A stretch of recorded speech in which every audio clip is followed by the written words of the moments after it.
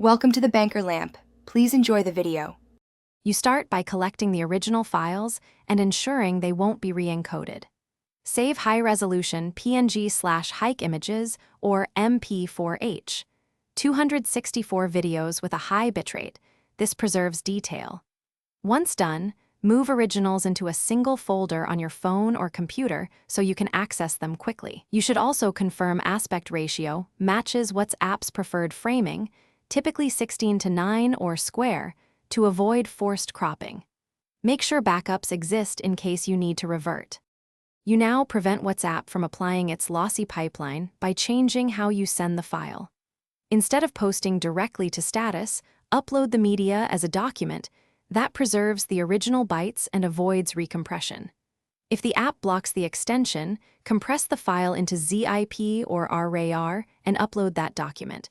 WhatsApp won't touch the contained file. If you must edit, use a converter that lets you set bitrate and frame size manually so quality remains intact. Keep file. You finish by posting the preserved file to the platform and verifying it plays back cleanly.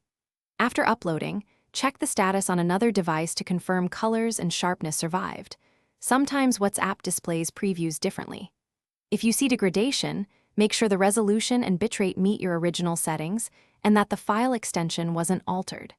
As a fallback, upload the file to cloud storage and share a download link in status or send as a document. This reliably avoids automatic compression. Thanks for watching. If this was helpful, leave a like and consider subscribing. See you next time.